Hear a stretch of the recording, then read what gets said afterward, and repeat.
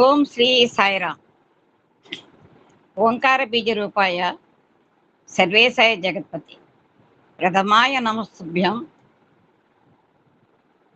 శ్రీ సత్యసాయి గణాధిప మాతృదేవో భవ పితృదేవో భవ సర్వదేవత అతీత స్వరూప భగవాన్ శ్రీ సత్యసాయి శ్రీ దివ్యశ్రీ చన్నారవిందములకు శతకోటి ప్రణామం సమర్పించుకుంటూ, అలాగే నాకు అహం సత్యబోధక అనే వేదిక మీద మరొక్క మారు అహం సత్యబోధక అనే గ్రంథ పఠనాన్ని పఠనం చేయడానికి అనుగ్రహం కలిగించిన స్వామికి, ఆ అవకాశం కల్పించినటువంటి ఆత్మీయ సోదరులు, పూజ్యులు, గుర్తిర్యులు శ్రీ మల్లెల లక్ష్మీనారాయణ గారికి, వారి సతీమణి శ్రీమతి వరలక్ష్మి గారికి హృదయపూర్వకంగా కృతజ్ఞత అభివందనం తెలియజేసుకుంటూ, అలాగే ఇందులో ఎంతో మంది పెద్దలు పూజ్యులు ఉన్నారు, వారందరికీ కూడా హృదయపూర్వకంగా నమస్కారం తెలియజేసుకుంటూ, నా తోటి సాయి కుటుంబ సభ్యులందరికీ ప్రేమపూర్వక హృదయపూర్వక సాయిరాం. సాయిరాం. అహం సత్యబోధక పార్ట్ 2 అనే గ్రంథ పఠనంలో మనము 12వ చాప్టర్లో ఉన్నాము. అయితే ఈ 12వ చాప్టర్ మనకి నిన్న మన ఆత్మీయ సోదరులు కోటేశ్వరరావు గారు మనకి చదివి విశ్లేషణ చేసినటువంటి కొన్ని వాక్యములు పునశ్చరణ చేసుకుని తర్వాత కంటిన్యూషన్లోకి వెళదాము. ఇది స్వామి 12వ చాప్టరు. నిన్న వారు 23/11/1996లో స్వామివారి జన్మదినం సందర్భంగా స్వామివారు అందించిన దివ్య సందేశం. ఈ సందేశంలో నిన్నటి అంశంలో మన సోదరులు చాలా చక్కగా విశ్లేషణ చేశారండి. అందులో ఒక్కసారి భగవంతుని ప్రేమ ఒక లైట్ హౌస్ వలె మార్గం చూపిస్తుంది. లైట్ హౌస్ ఏ విధంగా అయితే మనకి మరి మొత్తం అంతా కూడా వెలుగు చూపిస్తుందో, ఆ భగవంతుని ప్రేమ లైట్ హౌస్ లాంటిదని తెలియజేశారు. హృదయంలో భగవంతుని నింపుకో, చేతితో పనులు చేసుకో, అంటే మన్మేరా ఆత్మీక మనసులో భగవంతుని ధ్యానిస్తూ ఏ పనులు చేస్తున్నా కూడా, కుటుంబ పనులు కానివ్వండి, ఏ పనులైనా సరే దైవార్పిత భావంతో మనసులో భగవంతుని ప్రార్థిస్తూ మనం కనుక ఆ కార్యక్రమాలు చేసుకున్నట్లయితే అని చేసుకోవాలని, అందరూ భగవత్ స్వరూపులని, అందరిది సర్వం ఈ ప్రపంచం అంతా కూడా, సృష్టి అంతా కూడా భగవత్ స్వరూపమని, సర్వము బ్రహ్మస్వరూపమని, ఇలాంటి ఆత్మభావాన్ని మనం దృఢం చేసుకోవాలని, మన ప్రేమ దినదిన ప్రవర్ధమానం అవ్వాలని, పూర్ణ చంద్రులే ఉండాలని, చంద్రుడికైనా అమావాస్య రోజు చీకటి ఉంటుందేమో కానీ సాయి పరమాత్ముడికి చీకటి అనేదే లేదు అని తెలియచేశారు. అంతేకాకుండా యావత్ ప్రపంచంలో కూడా జగత్తంతా కూడా భగవత్ స్వరూపమే. అది మనం ఎలా కనుగొనగలుగుతామంటే, ఒక చేతిలో చెక్క పంచదార పెట్టుకొని ఇంకో చేతితో నీళ్లు పెట్టుకుని అది పానకం తీయగా ఉంటుందంటే మనకు తెలియదు కదా. ఆ పంచదారని ఆ నీళ్ళలో కలిపి మనం తాగినప్పుడే దాని రుచి తెలుస్తుంది. ఆ విధంగానే భగవంతుడు మొత్తం అన్నింటిలో నిండి ఉన్నాడు. ఈ జగత్తంతా కూడా భగవత్ సంకల్పమే అని తెలియజేస్తూ, ఆ భక్తి గురించి, ప్రేమ గురించి, ఆ రాధని, ఆ తైలధార వలె ఆవిడ ప్రేమ ఏ విధంగా ఉంది, ఈ ప్రపంచం అంతా కూడా మరి సాయి మందిరమే, భగవంతుడి మందిరమే. ఈ మందిరానికి తలుపులు లేవు, ఎప్పుడు తీసే ఉంటాయి. అటువంటి మందిరంలో మనం తీయని పిలుపు పిలిస్తే ఆ భగవంతుడు ఎప్పుడు రెడీగానే ఉంటాడు. కాబట్టి ఇది ప్రపంచం అంతా ఒక మందిరం అని. అయితే ఆ భగవంతుని తీసుకురావాలంటే మనలో ప్రాణతంత్రులు, వీణతంత్రులు మీటాలి. ఏమిటి ఆ ప్రాణతంత్రులు? వారు చక్కగా విశ్లేషణ చేశారండి. ప్రాణతంత్రులు అంటే మరి వీణతంత్రులు అంటే కుంభకము, రేచకము, పూరకము, కుంభకము అనే మూలాధారం ఇది. ప్రాణతంత్రులు అంటే ప్రాణ, అపాన, యాన, ఉదాన సమానం, ఈ 5 ప్రాణములని అని చెప్పి ఆనంద బాష్పాలతోటి, ఆర్తితోటి భగవంతుని వీణతో, ఈ తంత్రంతో మీట రప్పించుకోమని ఈ విధంగా పవిత్ర కవులు, ఎంతోమంది భాగ్యకారులు, నిన్న అన్నమాచార్యుల గురించి చెప్పుకున్నాము. వాళ్ళంతా కూడా అటువంటి వీణతంత్రులు మీటి భగవత్ సాక్షాత్కారం చేసుకున్నారు. ఈరోజు అంశము అలాగే మీరాబాయి కూడా నా భగవత్ సాక్షాత్కారం చేసుకున్నది. దాని కంటిన్యూషన్‌గా అలాంటి సందర్భాన్ని పవిత్ర కవులు కవిత్వంలో అంతర్భావాలను పురస్కరించుకొని వర్ణిస్తూ వచ్చారు. ఎంతోమంది వాగ్గేయకారులు మనం నిన్న చెప్పుకున్నాం.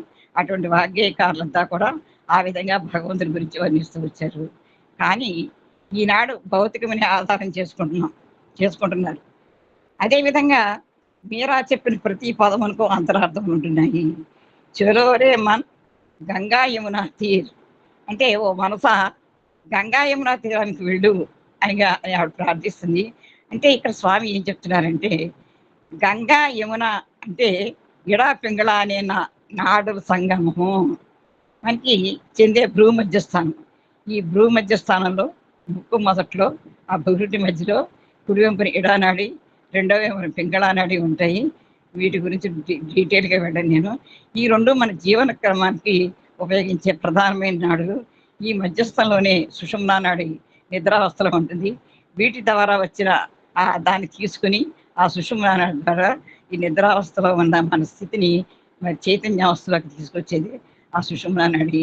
అందుకనే స్త్రీమూర్తుల్ని అక్కడ భూమధ్య స్థానంలో కుంకుమ పెట్టుకోవడానికి కూడా ఇదే ముఖ్యం.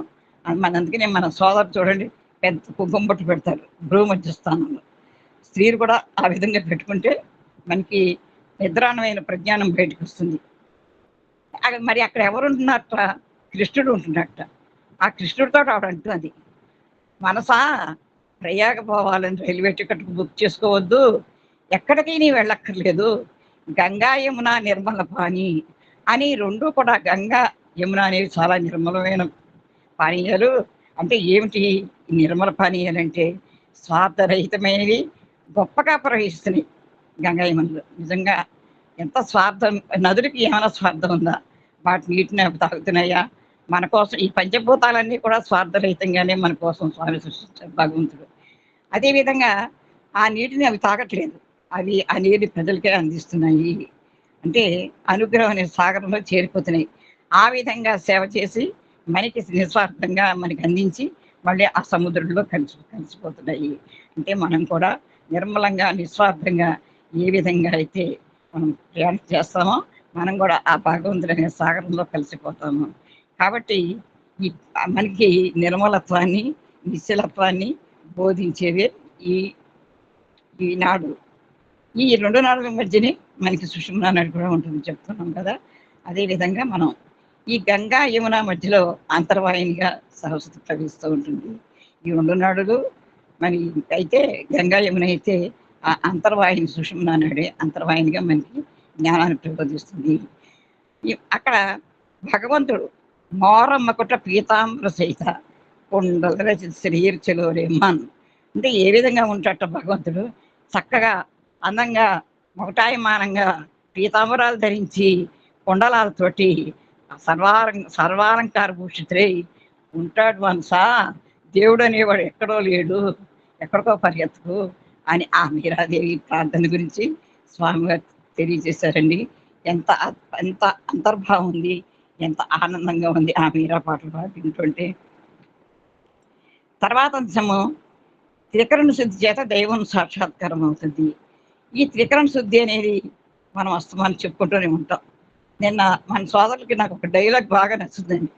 మీకు బోరు కొడుతుందేమో, బోరు కొడుతూనే ఉండాలి, బోరు కొడితేనే నీళ్ళు వస్తాయి, ఆ పంపు కొడితేనే కదా నీళ్ళు వస్తాయి కష్టపడి.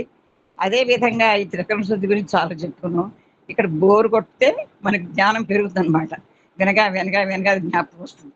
ఇంత ఇటువంటి మరి మనం మనం ఉదాహరణ చెప్తున్నామంటే ఆ బోర్ కొట్టించుకోవడం వల్లే. నాకు అది ఆ డైలాగ్ వస్తున్నా జ్ఞాపకం వచ్చి నవ్వు కూడా వస్తూ ఉంటుంది. నిజమే కదా, బోర్ కొట్టాలి కదా. ఈ త్రికరణ శుద్ధి అంటే మనస్సేకం, వచస్సేకం, కర్మణ్యేకం, మహాత్మానం. మనస్సన్యత్, వచస్సన్యత్, మనస్సన్యత్, వచస్సన్యత్, కర్మ అన్యత్, దురాత్మానం అని మన వేదాలు చెప్తున్నాయి. అంటే మనసులో ఏది ఆలోచిస్తామో ఏది మాట్లాడతామో అదే చెయ్యాలి. ఈ త్రికరణ శుద్ధి ఉంటేనే దైవ సాక్షాత్కారం కలుగుతుంది ఇందులో చెప్తున్నారని. తర్వాత ఈ దైవ సాక్షాత్కారం కలగడానికి ఏం కావాలి? ఈ త్రికరణ శుద్ధికి గొప్ప ఉదాహరణ ఇప్పుడు మీరంతా చాలామంది లిఖిత నామం జపం చేస్తున్నారు. అందులో ముఖ్యంగా మన సోదరు లిఖిత నామం జపం. మనసులో ఆ పరమాత్ముడిని ఆ గాయత్రి మంత్రం ఏదో స్మరించుకుంటూ, అది నోటితో నామం చెబుతూ, మా చేత్తో రాస్తూ, మనసులో చెప్పుకుంటూ వారు త్రికరణ శుద్ధిగా చేస్తున్నారండి. అది త్రికరణ శుద్ధి.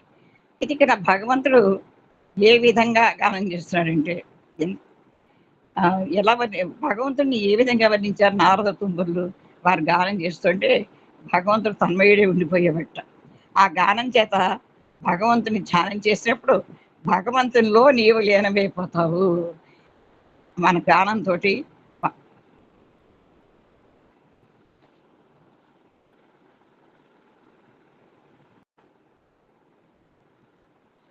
సాయిరాం, సాయిరాం. నేను అదే అందుకనే ఈ ఈ కారణం చేతనే భగవంతుడిని మనం ఆ ధ్యానంలో సాక్షాత్కరించుకుందుకు, భజనలో, గానంలో సాక్షాత్కరించుకుందుకు సామూహిక భజనని పెడుతూ వచ్చారు. ముందే మా స్వామి చిన్నతనంలోనే ఆ పాండురంగ భజన మండలిని పెట్టి, మానస భజనే కూర్చొని వాళ్ళు చక్కగా పాడారండి. ఆ మానస భజనే కూర్చొని అనే పాటతోటి ఆ సంకీర్తన స్వామి ఏర్పాటు చేశారు. ఈ గానంలో ఉన్న ఆకర్షణ మనకు దాంట్లో కనిపించదు. మాకు గానము తెలియలేదని నిరుత్సాహపడక్కర్లేదు. నిజంగానండి.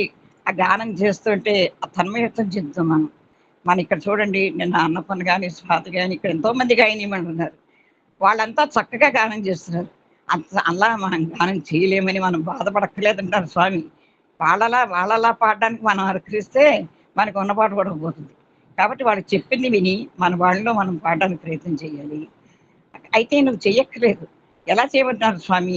నీ హృదయంలోనే నీవు గానం చేసుకో. మనసులోనే పాడుకోమంటున్నారండి స్వామి. మన అట్టూరి విజయలక్ష్మి గారికి పాడాలని ఎంతో తపన ఉంది. హృదయంలోంచి వస్తుంది. కానీ అది బయటికి రాదు. అదే అంటానండి స్వామికి, అమ్మ మీ పాట స్వామి వింటున్నారు. మీరు హృదయంలో పాడుకోండి. అదండి హృదయంలో గానం చేసుకోవడం అంటే. అప్పుడు తప్పకుండా భగవంతుడు సాక్షాత్కరిస్తాడండి. 10 మంది వినే కోసమని శృతి, లయ, రాగతాళం చూసుకోవద్దు. ఈ గానం భగవంతుని ఎంతగానో కదిలిస్తుంది. మనం పాడేటప్పుడు అందరూ మనం చూస్తున్నారా లేదా, మన పాట వింటున్నారా లేదా అని మన దృష్టి పానీయకుండా భగవంతుడి మీద మన మనసు లగ్నం చేసి మనం ఆ గానాన్ని, ఆ భజనని పాడాలి. ఆ గానము ఎక్కడి నుంచి ప్రారంభమవుతుందంటే నాభి నుంచి ప్రారంభమవుతుంది. ఈ నాభి నుంచి ప్రారంభమై జిహ్వ నుంచి వెలుపలికి వస్తుంది. అదే నాభి, జిహ్వ, తాళము. ఇదే త్రికరణ శుద్ధి అని చెప్తున్నారండి. అంటే మనం ఒక పాట పాడినప్పుడు హృదయాంతరాళంలోంచి, నాభి నుంచి నోటితో బయటకు వచ్చినప్పుడు తాళం ఉండాలి. తాళం అంటే చప్పట్లు కొట్టడం కాదు. చప్పట్ల వల్ల ఉన్న భజన పోతుంది. చప్పట్లు. ఇక్కడ భజన 2 చేతులు కలిసి నేను తాళం వేసుకోమని చెప్పింది కదా! ఆ విధంగా భజన పాడాలి. ఇదే త్రికరణ శుద్ధి అంటున్నారు. కాబట్టి ఈ త్రికరణ శుద్ధి చేత దైవం సాక్షాత్కారం అవుతుంది. అనేక మంది కవులు ఎన్నో పద్యములు రాస్తూ ఉంటారు. ఇంకా ఎన్నో ప్రవచనాలు చేస్తూ ఉంటారు. చెబుతూ ఉంటారు. పద్యాలు చెప్తారు. మరి నాలాగా ఏదో మాట్లాడుతూ ఉంటారు. కానీ అందులో పద్యంలో రామ నన్ను కాపాడు అంటే అదంతా హృదయానికి అది హత్తుకోదు. అదేవిధంగా మాటలతోటి రామ నన్ను కాపాడు అంటే హృదయానికి హత్తుకోదు. రామ కోదండ రామ, రామ పట్టాభి రామ, రామ కళ్యాణ రామ అని పాడామనుకోండి. రామ నేను నీవాడు, రామ నన్ను కాపాడు అన్నామనుకోండి.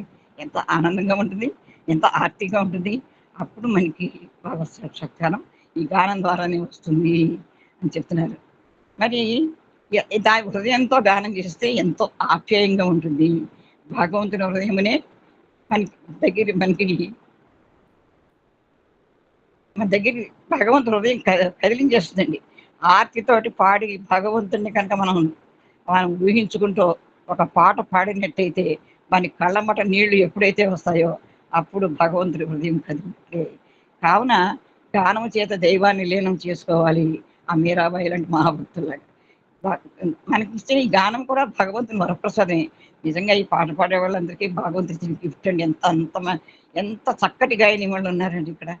మరి భగవంతుని ప్రసన్నం చేసుకోవడానికి ఎంతమంది ప్రయత్నాలు చేస్తున్నారు. కానీ ఎంతోమంది ప్రయత్నాలు చేస్తున్నారు. కానీ విఫలమైపోతున్నారు. ఏమిటంటే ఈ ప్రయత్నాలన్నీ కూడా ఓ ధ్యానమని, జపమని, పూజలని, వ్రతాలని ఇలా రకరకాలుగా చేస్తున్నారు. దానివల్ల భగవత్ సాక్షాత్కారం కలుగుతుందా? కలగట్లేదు. మరి ఏ ప్రయత్నం కూడా చేయకుండా మనం పాడే పాట సుఖంగా, సులభంగా, సున్నితంగా, మధురంగా, ఆనందంగా ఆవిర్భవిస్తే అది భగవంతుని వరప్రసాదము. అది మనకి భగవంతు సాక్షాత్కారం కలుగుతుంది అని చెబుతూ ఇక్కడ స్వామి పద్మభూషణ్ శ్రీమతి ఎంఎస్ సుబ్బలక్ష్మి గారి గురించి చెప్పారు. ఇక్కడ చిన్న విషయం షేర్ చేసుకుంటానండి. 1995 ప్రతి నవంబర్‌కి కూడా స్వామి ఉపన్యాసం కోసమే తప్పకుండా సేవలకు వెళ్ళడం. ఆ మెడికల్ క్యాంప్‌లో పాల్గొన్న తర్వాత స్వామి ఉపన్యాసంలో కూర్చున్నప్పుడు ఈ ఎంఎస్ సుబ్బలక్ష్మి గారు అక్కడ చక్కగా గాన కచేరీ చేసేవారు. మీకందరికీ తెలిసిన విషయమే. అయితే 95లో ఎంఎస్ సుబ్బలక్ష్మి గారు గాన కచేరీ చేయడానికి వచ్చారు. చేసిన తర్వాత స్వామి అన్నారు, "ఒక సంవత్సరం నువ్వు ఈ గాన కచేరీ ఆపు" అన్నారు. అన్న తర్వాత ఆవిడ కొంచెం కంగారు పడ్డారు. తర్వాత ఆవిడ చెన్నై వెళ్ళి చూపించుకున్న తర్వాత ఆవిడకి థ్రోట్ క్యాన్సర్ వచ్చిందని డాక్టర్స్ నిర్ధారించారు. 1 ఇయర్ ఆవిడ కంప్లీట్‌గా పాడడం మానేశారు. తర్వాత 90 ఈ ఈ ఉపన్యాసంలో ఆవిడ మళ్ళీ పుట్టపర్తి రావడము, ఆ వేదిక మీద స్వామి ఒక వజ్రాలహారం సృష్టించి ఆవిడ మెడలో వేసి, "ఇంక పాడు" అన్నారండి. ఆ రోజు ఎంఎస్ సుబ్బలక్ష్మి గారు గానం చేశారండి. నిజంగా ప్రత్యక్షంగా విన్నామేమో, మామూలుగా మనం ఈ టీవీలో వాటిల్లో వింటేనే ఎంతో ఆనందం కలుగుతుంది. ప్రత్యక్షంగా ఆవిడ పాట స్వామి చెయ్యి పట్టుకొని ఆవిడని తీసుకువెళ్ళి ఆవిడతో మాట్లాడించి, ఆ పాడమని అన్నప్పుడు ఆవిడ పాడుతుంటే ఎంత ఆనందంగా ఉంటుందండి. ఇది అందరూ ప్రాక్టీస్ చేస్తే వచ్చేది కాదు. మనం అంతా ఎంఎస్ సుబ్బలక్ష్మిలా పాడలేము సరికదా, ఇక్కడున్న గాయనీమణుల్లో కూడా పాడలేము. కానీ ఇది అదంతా వరప్రసాదం. బాహ్య రీతిలో భజన చేస్తే 10 మందికి ఆనందం అందించవచ్చు.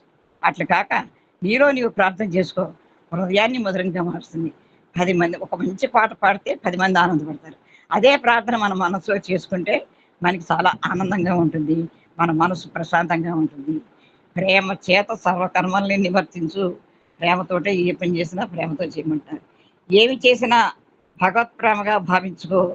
చెడ్డది నీకు లభించిందనుకో, అది కూడా భగవంతుని ప్రసాదమే. ఏదైనా సరే భగవంతుడిచ్చిందే.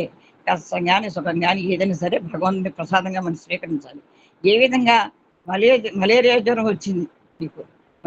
మలేరియా జ్వరం నివారణ చేయాలంటే క్వినైన్, అప్పుడు క్వినైన్ అని వాడేవాడు. మెట్రోక్విలిన్ ఇలాంటి మందులని వాడేవాడు. అవి చేదుగా ఉండే మందు. చాలా చేదుగా ఉంటుంది. కాలకొట్ట విషయంలో ఉంటుంది. ఆ మందు తీసుకుంటే గాని ఆ మలేరియా జ్వరం తగ్గదు. అయితే అది చేదుగా ఉన్నా, మధురంగా లేకపోయినా జ్వరాన్ని మాత్రం తగ్గిస్తుంది.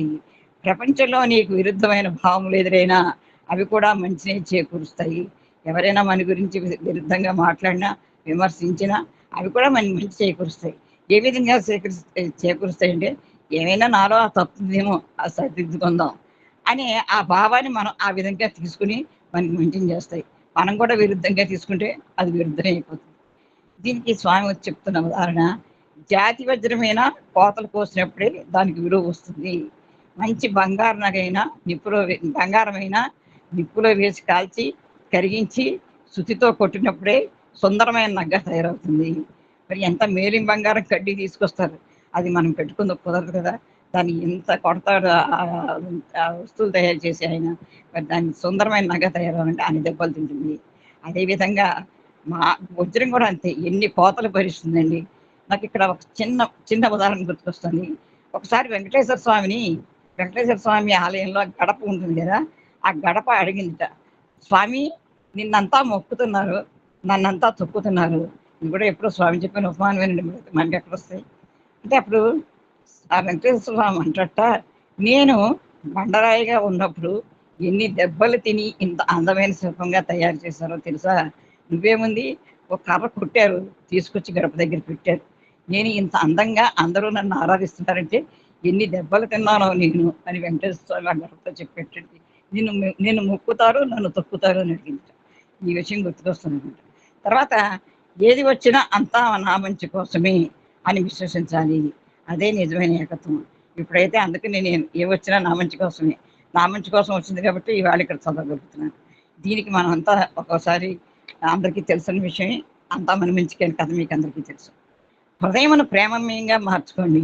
ప్రేమ స్వరూపులారా, ఈ దేహమునకు 71 సంవత్సరములొచ్చాయి దేహానికి. ఎప్పుడు స్వామి ఈ దేహము, దేహం అంటే అని అంటారు. ఆ ఒక్కటి నేర్చుకున్నా చాలు. మనం ఈ దేహం నేను అనకుండా ఈ దేహము అని నేర్చుకున్నా చాలండి. ఏమిటి? దేహము పాంచభౌతికము. దేహము కూలక తప్పదెప్పుడున్ అని స్వామివారు పాంచభౌతికము దుర్బలమైన కాయంబు ఎప్పుడో విడిచేది ఎరుక లేదు. శతవర్షముల దాకా మితము చెప్పిరి గాని నమ్మరాదా మాట నమ్మను నెమ్మనమునా బాల్యమందో లేక మంచి ప్రాయమందో ముదిమి ఎందో లేక ముసలి ఎందో అడవిలోనో ఉదక మధ్యంబులోనో ఎక్కడ విడిచేది ఎరుక లేదు. మరణము నిశ్చయం మానవునకు బుద్ధిమంతుడై తనదేమున్న అప్పుడే తన తెలియడు ధర్మతత్వమే మాట తెలుపుతున్న మాట అని ఈ పాంచభౌతిక శరీరం గురించి భగవాన్ బాబా వారు ఒక పద్య తెలియజేశారండి. ఈ పంచభూతాత్మకమైనటువంటి ఈ శరీరము ఎప్పుడైనా పోతుంది, అద్భుతప్రాయము. కాబట్టి ఏది వచ్చినా అంతా మన మంచిగా తీసుకొని భంగురమైన ఈ శరీరం మీద ధ్యాస పెట్టుకోకుండా మనం విశ్వసించాలి. ఇదే నిజమైన ఏకత్వం అంటున్నారు స్వామి. హృదయమును ప్రేమమయంగా మార్చుకొని దేహం చెప్పారు. ఈ దేహము 72 సంవత్సరాలు.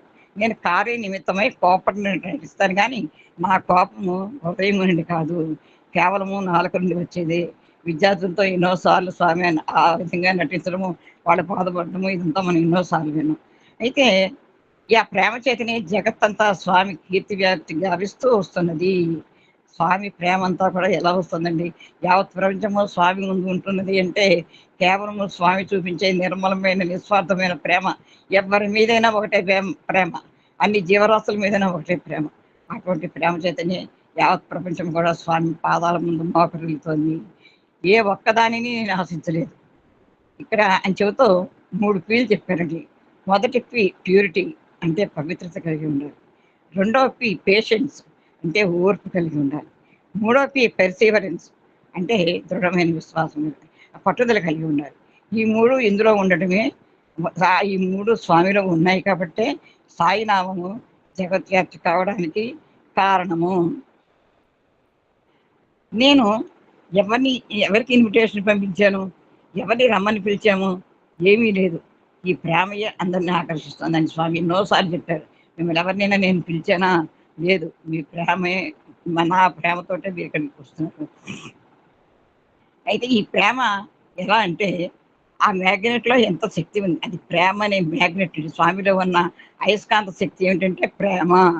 కొంతమంది ఇనుప ముక్కల వంటి వారిని కూడా తీసుకోలేకపోవడం వల్ల నేను తీసుకోలేకపోవడం వల్ల అనుకుంటారు. అంటే కొంతమంది భగవంతుడిని నమ్మని వాళ్ళు, వారి అసలు భగవంతుడి తెలియని వాళ్ళు, వాళ్ళని నేను తీసుకోవటం లేదని అనుకుంటారు. నిజంగా సాయి మ్యాగ్నెట్లో శక్తి ఉంటే నన్ను ఎందుకు దగ్గరికి రాకూడదు అని కాదు. ఈ మ్యాగ్నెట్లో శక్తి ఉంది, ఎవరినైనా లాక్కునే శక్తి ఉంది. ఆ ప్రేమ అనే మ్యాగ్నెట్కి ఎవరినైనా ఆకర్షించే శక్తి ఉంది. అయితే ఆ ఇనప మొక్కలు ఎలా ఉన్నాయంటే తుప్పు పట్టి ఉంటున్నాయని చెప్తున్నారు స్వామి. అందుకనే ఇవన్నీ చేసుకొని మనం తుప్పు వదులుకోవాలన్నమాట. అప్పుడే ఆ ప్రేమని స్వామి ఆమెని ఆకర్షిస్తాడు. అందువల్లనే ఆకర్షించడం లేదు.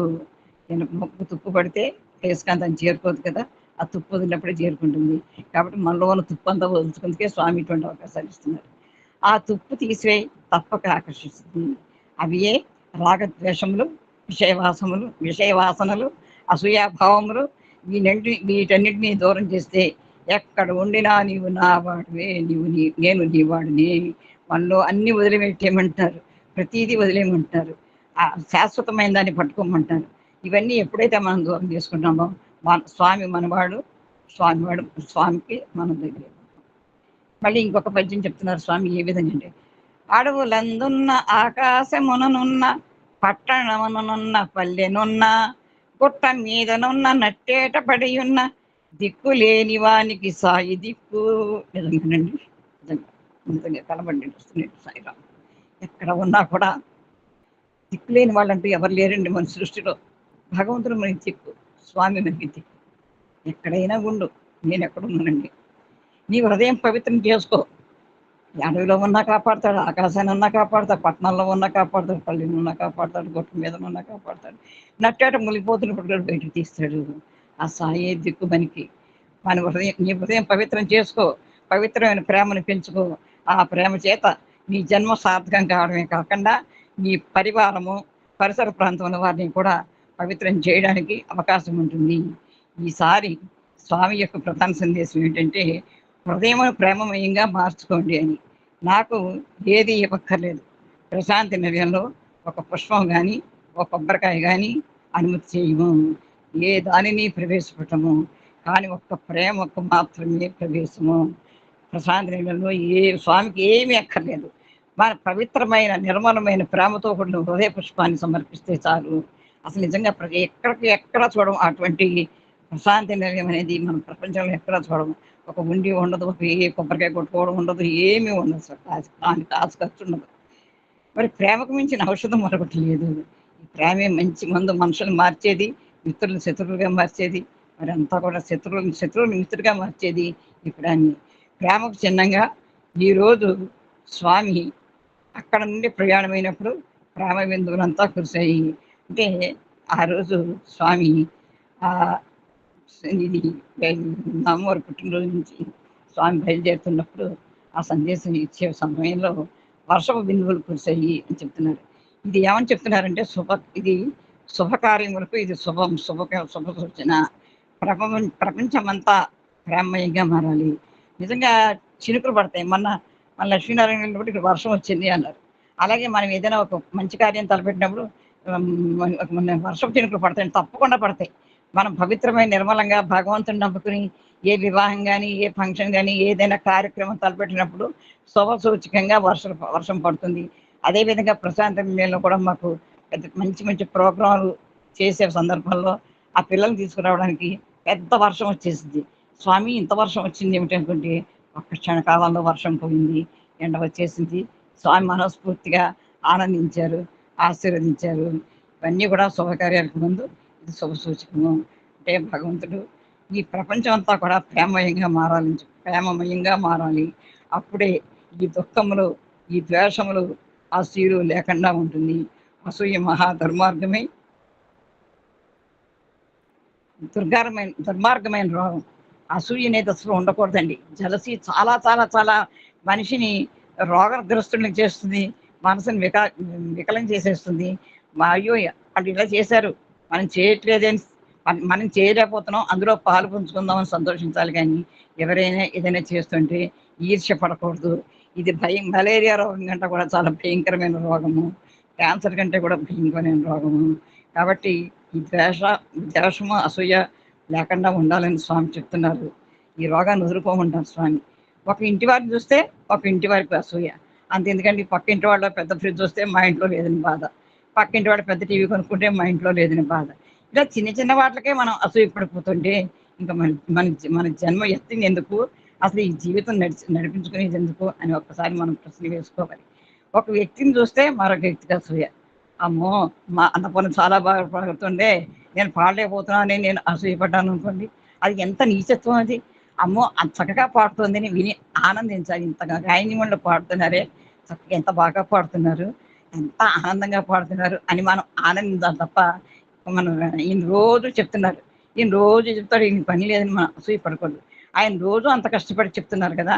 అందులో అర్థాన్ని అందులో మనకి తోచిన అర్థాన్ని మనం కావాల్సిన పాయింట్స్ మనం తెలుసుకోవాలి అని ఆనందాన్ని ఏర్పాటు చేసుకోవాలి తప్ప ఈర్ష్యాద్వేషాలనేవి ఉండకూడదు. ఒక గ్రామాన్ని చూస్తే సరే ఒక ఇంట్లోనే ఈర్ష్యాసూయలు, ఒక ఇంటి చూస్తేనే అసూయలు, ఇంకొక గ్రామాన్ని చూస్తే ఇంకో గ్రామానికి అసూయ, ఓ దేశాన్ని చూస్తే మరో దేశానికి అసూయ, మన భారతదేశాన్ని చూస్తే మిగిలిన దేశాలకు ఇంకా అసూయ. ఎప్పుడొచ్చి ఆక్రమించుకుందామా ఇంత రత్నగర్భమైన భారతదేశాన్ని అని మిగిలిన దేశాల కళ్ళన్నీ కూడా మన దేశం మీదే ఉంటాయి. ఈ అసూయ పాకిపోతోంది, పెరిగిపోతోంది. ఈ అసూయను మొట్టమొదట నిర్మూలన చెయ్యాలి. మొట్టమొదటిగా ఆ చెద పట్టినప్పుడు ఏ విధంగా రూట్‌తో సహా తీస్తామో, ఈ అసూయను మనం రూట్‌తో తీసేయాలండి. రూట్ ఉంటే మళ్ళీ పెరుగుతూనే ఉంటుంది. ఈ ద్వేషం నిర్మూలన చేయాలి.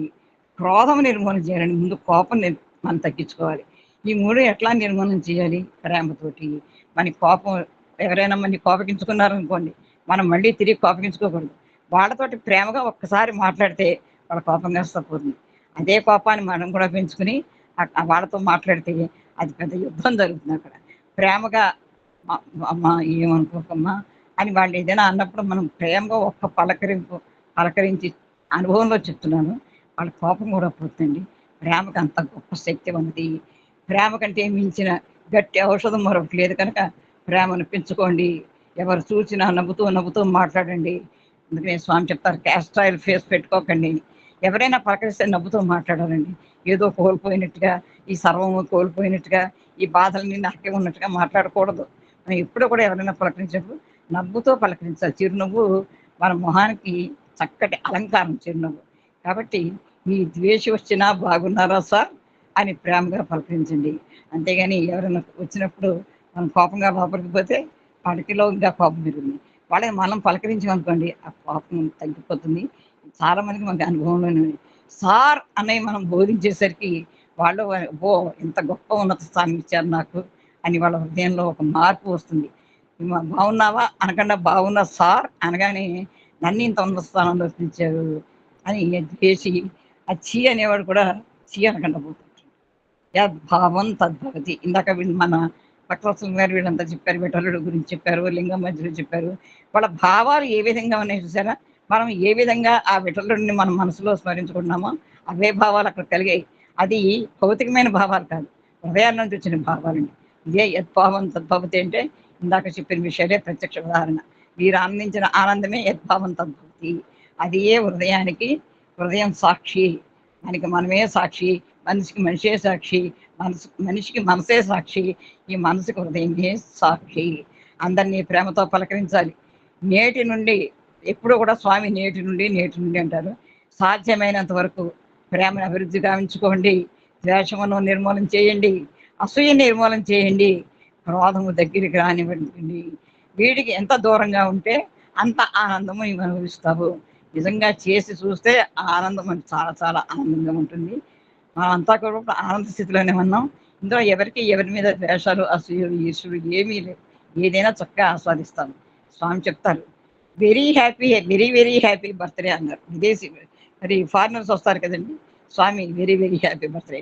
మనం కూడా ఇప్పుడు కూడా స్వామి హ్యాపీ బర్త్‌డే, స్వామి హ్యాపీ బర్త్‌డే అని మనం కూడా చెప్తున్నాం. ఆ విదేశీయ కొంచెం వాసన మనకి కూడా అనుకుని మనం కూడా హ్యాపీ. ఇంకా జన్మదిన శుభాకాంక్షలు పోయాయి. Happy birthday, happy birthday. I am all Swami చెప్తారు దానికి. I am always happy. నేనెప్పుడు ఆనందంగానే ఉంటాను. హ్యాపీ మీలోనే లేదు. మీరే బీ హ్యాపీ అన్నారు అన్నానన్నారు స్వామి. అంటే హ్యాపీ మనలో లేదు కాబట్టి బాబు నువ్వు ఆనందంగా ఉండు అన్నాను అని స్వామి చెప్పారు ఈ జన్మదిన సందేశంలో. నాకు హ్యాపీ బర్త్‌డే చెప్పక్కర్లేదు. ఆయన ఆయన స్వామికి మనం హ్యాపీ బర్త్‌డే చెప్పక్కర్లేదు. స్వామి చెప్పిన ఒక్కటైనా ఆ ప్రేమ తత్వాన్ని మనం అలవరుచుకుంటే చాలు. అదే మనకి స్వామి కొన్ని వేల హ్యాపీ బర్త్‌డే చెప్పినట్టు. నేను ఎల్లప్పుడూ హ్యాపీగానే ఉంటాను. మంచి ఇంగ్లీష్ వాడేస్తూ ఉంటారండి స్వామి. చాలా చమత్కారంగా వాడేస్తూ ఉంటారు. నేను చాలా మరి అంతా ఫారినర్స్ వచ్చారు కదా! చాలా ఇంగ్లీష్ పదాలు వాడేస్తూ ఉంటారు స్వామి. ఎప్పుడూ హ్యాపీగా సంతోషంగానే ఉంటాను. మీరు సంవత్సరంకి ఒకసారి ఒక తూరి హ్యాపీ బర్త్‌డే అంటారు. నేను హ్యాపీ కోసం సంవత్సరం వరకు కాచుకోను. సంవత్సరానికి ఒకసారి హ్యాపీ బర్త్‌డే. రోజు స్వామికి హ్యాపీ బర్త్‌డే చెప్పుకోవాలండి. ఇంత మంచి అవకాశం ఇచ్చిన స్వామికి రోజు సంతోషం స్వామి. నీకు జన్మదిన శుభాకాంక్షలు మనం రోజు చెప్పుకోవాలి. సంవత్సరానికి ఒకసారి కాదు. క్షణ క్షణము స్వామి హ్యాపీగానే ఉంటారు అని స్వామి తెలియజేస్తూ మీరు కూడా క్షణ క్షణము సంతోషంగా ఉండండి, హెల్తీగా ఉండండి. ఇక్కడ హెల్తీగా ఉండండి అంటే శారీరకంగా కాదు, ముందు మానసికంగా ఆరోగ్యంగా ఉండాలి. మనసు పవిత్రంగా ఉంచుకోవాలి, నిర్మలంగా ఉంచుకోవాలి. ప్రేమ అనే వరప్రసాదమును ప్రపంచమునకు పంచి మీ జీవితం సార్థకము చేసుకోండి. స్వామి ఏదైతే ప్రేమతత్వాన్ని మనకి అందించారో అటువంటి ప్రేమతత్వాన్ని యావత్ ప్రపంచానికి ప్రతి ఒక్కరికి ఏం అక్కర్లేదు. అమ్మా బాగున్నావా చిన్న మాట, అదే ఎంత ఆనందపడిపోతారండి వాళ్ళు. అమ్మా తల్లి బాగున్నావా ఒక చిన్న మాట. అటువంటి ప్రేమతత్వాన్ని యావత్ మనం అనుభవించడమే కాకుండా ముందు మనని మనం ప్రేమించుకుని మనలో కాన్ఫిడెన్స్ పెంచుకుని నాకెవరు కాంపిటీషన్ కాదని తెలుసుకుని, నేను ఎవరికి కంపారిజన్ కాదని తెలుసుకుని, నన్ను నేను ప్రేమించుకుని ఎదటి వాళ్ళని ప్రేమించి ఈ ప్రేమని 10 మందికి పంచాలి. కాబట్టి స్వామివారికి చెప్పి మరి ఈ వరప్రసాదమును ప్రపంచానికి పంచమని స్వామి మన జీవితాన్ని సార్థకత చేసుకోవాలని అంతా కూడా ప్రేమతత్వాన్ని మనకి అందించారు.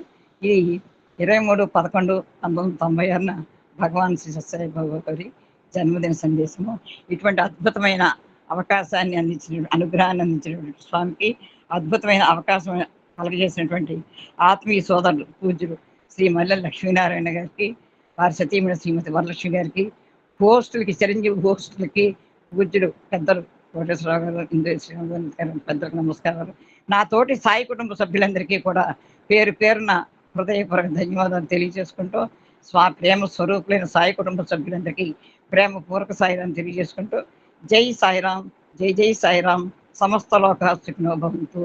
ఓం శాంతి శాంతి.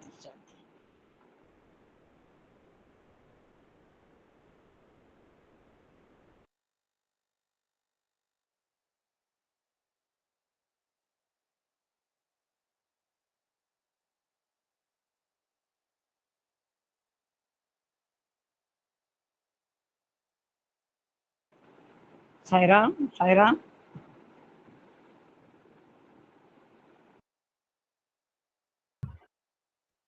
Thank you so much.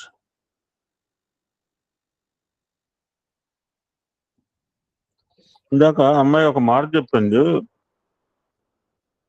Pandari భజన పాడమే నేను డబ్బా కొట్టి నేనే పెద్ద డబ్బా రాయండి, నాకు డబ్బాలు అక్కర్లేదు బాబు, నేనే పెద్ద డబ్బా రాయండి స్వామికి. ఇక్కడ నేను ఎంఏ సోషియాలజీ చేసినప్పుడు ఒక మహనీయుడు, ఒక శాస్త్రవేత్త అనమాట. అది ఎలా కూడా మీకు ఎగ్జాంపుల్గా చెప్తాను. మాకు అర్థం కాలేదని చెప్తాను, అర్థమైతే చెప్తాను. ఇక్కడ సిగ్మల్ ఫ్రాయిడ్ అని పేరు వినే ఉంటారు, కనీసం ఒక్కళ్ళనే వినే ఉంటారు. ఇదేమి సిగ్మల్ ఫ్రాయిడ్, ఇందాక భక్తవత్సరం చెప్పిన దానికి నేరేషన్ అనమాట. అతను ఒక సిద్ధాంతం కనుక్కున్నాడు. అతని theory is call psycho analytical theory అంటారు. అర్థం కాలేదు సార్ అంటే ఇప్పుడు అర్థం చెప్తాం. మనం అంతా చేసిందే అది, మనకు అర్థం కాకపోవడం లేదు. మన జీవితాల్లో చేసినవే చెప్తాను. ఇక్కడ మనం చిన్నప్పుడు ఏం చేసేవాళ్ళం అంటే తెల్ల కాగితం తీసుకునేవాళ్ళం. ఇది ఎవరిబడి చేసేవారు, మీరు ఎవరిని చేయకపోతే నేను చేయలేని చెప్పండి, మీకు మెల్ల దండేస్తారు. ఇప్పుడే తెల్ల కాగితం తీసుకొని దాని మీద ఏముండదు, స్పాట్లెస్ క్యారెక్టర్ అనమాట, ప్యూర్ వైట్ పేపర్ తీసుకొని, ఆ కాలంలో ఇంక్ పెన్స్ వాడేవాళ్ళం. ఇప్పుడు ఎవరు ఇంక్ పెన్ వాడటలేదు. ఏదో నా మీద ప్రేమతో సామమూర్తి సీమన్స్ పెన్ పట్టుకొచ్చాడు, కానీ ఇంక్ పెన్తో రాయలేకపోతున్నాయి. పెన్ అయితే ఎదురుగా పెట్టుకున్నాను కానీ రాయలేకపోతున్నా. ఆ రోజు మనం ఇంక్ పెన్తో ఏం చేసేవాళ్ళం అంటే తెల్ల కాగితం మీద ఇంకును 4-5 చుక్కలు 5-6 చుక్కలు వేసేవాళ్ళం. ఆ చుక్కలు వేసిన తర్వాత కాగితాన్ని ఒక నిలువు మడత, ఒక అడ్డం మడత, రకరకాల మడతలు వేసిన తర్వాత కొన్ని నిమిషాలు అయిన తర్వాత ఆ పేపర్ని మనం ఓపెన్ చేసి చూస్తే రకరకాలుగా అందులో ఆకృతులు కనపడతాయి. ఒక రకమైన ఆకృతి కాదు. ఇప్పుడు నేను వేసి మీకు చూపిస్తే ఇక్కడ 54 మందికి 54 రకాలు, నాకు ఇలా కనపడిందండి, నాకు అలా కనపడిందండి, అలానే కనపడింది. That's called psycho analytical theory అంటారు. అందరికీ ఒక రకంగా కనపడాలని లేదు, అందరికీ ఒక రకంగా కనపడితే రోగం వచ్చినట్టే. మనకి అందరికీ ఒక రకంగా కనపడదు. 54 మందికి 54 రకాల తలకాయలు కనుక 54 రకాల భావనలు కనపడాలి. మేము ఫోటో దిగినప్పుడు మాకు ఆ భావనే లేదు అసలు.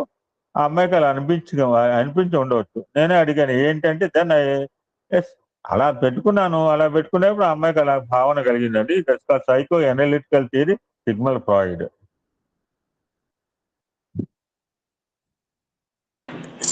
సాయిరాం సార్. చెప్పమ్మా. ఇదే విషయం సార్. అంతకుముందు మనకు కరోనా వచ్చినప్పుడు, కరోనా టైంలో పండరీపురంలో గుడులు ఏ గుడి అక్కడే కాకపోయినా ఎక్కడ కూడా గుడులు ఓపెన్ చేయలేదు. అప్పుడు అక్కడ పండరీపురంలో స్వామికి పాదుకులు పెట్టుకొని అందరూ వెళ్ళేవాళ్ళంటే కదా సార్. పాదుకులు మన సింహాసనం మీద పెట్టుకొని అక్కడ ఉండే వాళ్ళ ఆ భక్తులు పండరీపురానికి ఆ చుట్టుపక్కల ఉండే గ్రామాల నుంచి అంతా వెళ్ళేవాళ్ళంట. అలాగే వాళ్ళు ఒక్క పొద్దుతో వెళ్ళేవాళ్ళంట స్వామి దర్శనానికి. అప్పుడు వెళ్ళినప్పుడు అక్కడ ఓపెన్ చేయకపోయే కాడికి పండరీపురంలో పోలీసు కాపలా ఉన్నారు. వీళ్ళు వెళ్ళిన వాళ్ళు చూసేదానికి వెళ్ళినప్పుడు వాళ్ళు పంపించలేదు. నాయన ఇప్పుడు ఓపెన్ చేయలేదు, గుడిలోకి వెళ్ళేదానికి లేదు అని చెప్పినప్పుడు ఆయన అంటున్నాడు, ఆ సంతు అంటారు అనమాట, వాళ్ళ సంతులు. ఆయన అంటున్నాడు ఆ పోలీసు అధికారిని చూసి, ఇప్పటికి కళ్ళలో నీళ్ళు వస్తుంది, సాక్షాత్తు ఆ పాండురంగడే నీళ్ళు దర్శించానయ్యా నేను. అంటే ఆయన అక్కడ డ్యూటీలో ఉన్నప్పుడు 2 చేతులు నడుము మీద పెట్టుకొని ఆయన చెప్పాడని, నడుము మీద పెట్టుకొని నిలబడుకొని ఆయనకి ఆన్సర్ ఇస్తున్నాడు. ఆ సంతుకి చెప్తున్నాడు, ఈ గుడిలోకి వెళ్ళేదానికి ఆస్కారం లేదు, ఇప్పుడు గుడి మూతేసేసారయ్యా, గుడులు ఓపెన్ చేసేదానికి తిరిగి వెళ్ళిపోండి అని. సాక్షాత్ నీ రూపంలోనే పాండురంగుడు దర్శించుకున్నానయ్యా, నాకు ఇంతకన్నా భాగ్యం ఏం కావాలని సాష్టాంగ నమస్కారాలు ఆ పోలీసు ఆయన ఇచ్చేసి తిరిగి వెళ్ళిపోయారంట సార్ ఆ సంత అని ఆయన. ఈ రోజుకి అది గుర్తుకొచ్చింది నాకు. ఆయన ఎక్కడో పాండురంగపురం వెళ్ళబడలేదు, పండరీపురం వెళ్ళనవసరం లేదు. మనకి ఎదురుగా ఉండే ఆ మనిషిలోనే మనం దైవాన్ని చూడొచ్చు అనే భావన ఆ సంతకు కలిగింది. అంటే అంత దాని కాకపోయినా మీలో నేను ఆ స్వామిని చూడగలిగినాను. ఆ ఒక భావం నాకు వచ్చి ఆ యొక్క ఆనందాన్ని పంచుకోగలిగినాను, అంతే తప్ప ఇంకేం లేదు. Sairam sir. Today also will continue Buddha Purnima. స్వామివారు చెప్పిన ఒక సందేశాన్ని పునశ్చరణ చేసుకుని ఆనందపడే ప్రయత్నం చేద్దాం. ఈ సీజన్కి ఇది లాస్ట్. మళ్ళీ రేపు వీళ్ళు వరుసగా వేరే సత్సంగాలు ఉంటాయి కనుక ఈరోజు కూడా బుద్ధుడి గురించి కొన్ని పునశ్చరణ చేసుకునే. ఇప్పుడు ఇందాక ఆనందం ఉంది అమ్మాయి. ఇప్పుడు ఒక క్వశ్చన్తో మొదలు పెడదాం ఈ సత్సంగం. టుడే విల్ కంప్లీట్ అండి. ఓపిక ఉన్న వాళ్ళు ఉండండి, మిగిలిన వాళ్ళు వెళ్ళిపోరు, ఆకలేసిన వాళ్ళు వెళ్ళిపోవచ్చు. ఆనందానికి మూలస్థానం ఏది? ఎనీబడి? ఈ టైటిల్ ఆఫ్ ది టాపిక్ అది. నేను క్వశ్చన్తో మొదలు పెట్టాను. ఆనందానికి మూలస్థానం ఏది? హృదయం. సంతృప్తి సార్. ఓకే. ఆత్మ. ఓకే. ఓకే. సో స్వామి ఇక్కడ ఓకే. ఆనందానికి హృదయమే మూలస్థానం. The title of the topic is అది. బుద్ధ పౌర్ణమి రోజు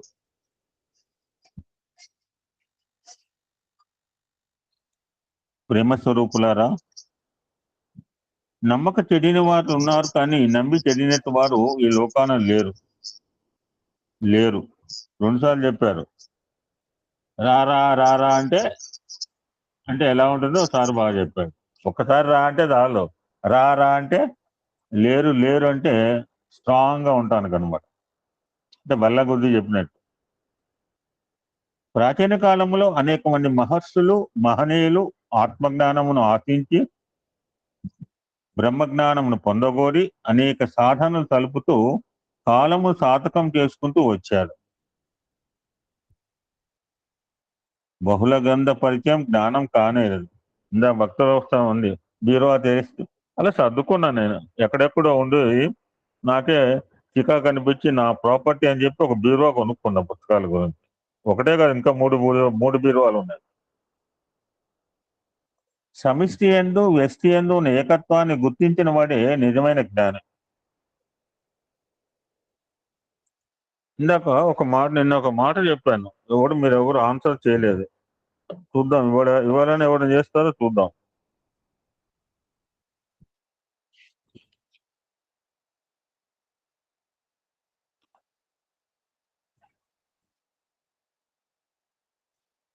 బుద్ధుడు చెప్తాడు, ట్రూ సాధన అంటే spiritual exercise.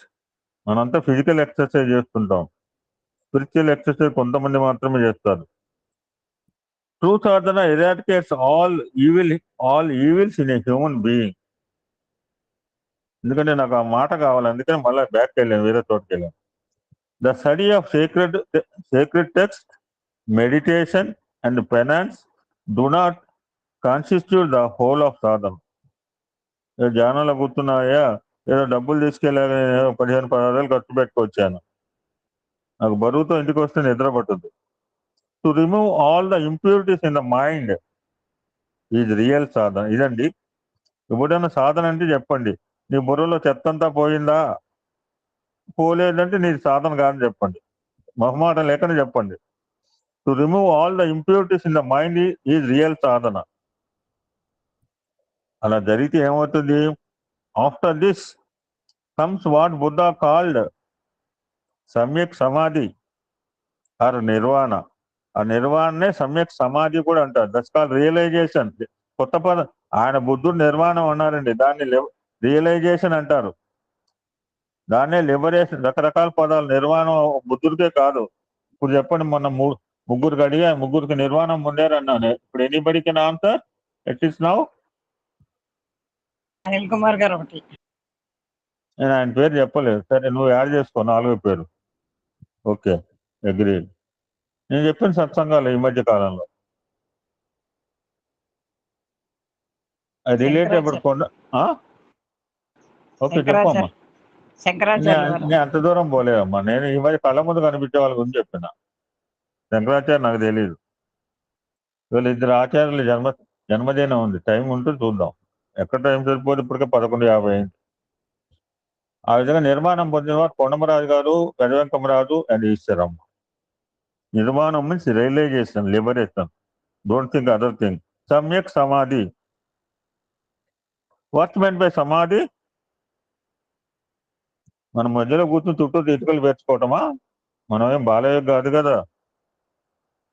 It means treating pleasure and pain, gain and loss alike. సమాధి, equal mindness is samadhi. To look upon light and darkness, pleasure and pain, profit and loss, fame and censure. నన్ను పొగిడారు, నన్ను తిట్టారు, రెండు మోసుకు రావాలా, equal గా చూసుకోవాలి. It equal mind is samadhi. Buddha term this equal mindness is nirvana. ఇదే గుర్తుపెట్టుకోండి. ఎవరికైతే equal mindness, that is call nirvana. Not only Buddha ఒక్కడే కాదు, చాలా మంది ఇప్పుడు చెప్పింది కామరాజు గారు, ఆ నిర్వాణం పొందారు పాపం. నిర్వాణం పొందించాం పాపం, మనమే పొందించాం. అంటే నేను ఒక మహనీయుడు అన్నాడు. ఆయనకి ఇంకా టైం ఉంది పొందడానికి, మనమే పొందించాం ఆయన చేత. ఎంత గొప్ప వాళ్ళు ఆలోచించుకోండి. నిర్వాణం కూడా పొందిస్తున్నాం జనాలకి. మానవ జన్మ సార్థకమైంది. ఈనాటి మానవుడు తన ఎందున్న మానవత్వాన్నే గుర్తించుకోలేకపోతున్నాడు. అలాంటి వాడు ఇంకా తన ఎందున్న దైవత్వాన్ని ఏ రీతిగా గుర్తించగలడు? తరములు కదిలినా, యుగములు మారినా మానవుడు తన తత్వాన్ని తాను మార్చుకోలేకపోతున్నాడు. ఆత్మజ్ఞానము గాని, బ్రహ్మజ్ఞానము గాని గ్రంథములు మనకు బోధించలేవు, మహనీయులు మనకు అందించలేరు. కారణం ఏమిటి? ఆత్మజ్ఞానం ఈ బాహ్య ప్రపంచం నందు కానరాదు. దీన్ని గ్రంథములో నిరూపించడానికి వీలు లేదు. ఇది కేవలము హృదయం నుంచి మాత్రమే ఆవిర్భవించాలి. హార్ట్.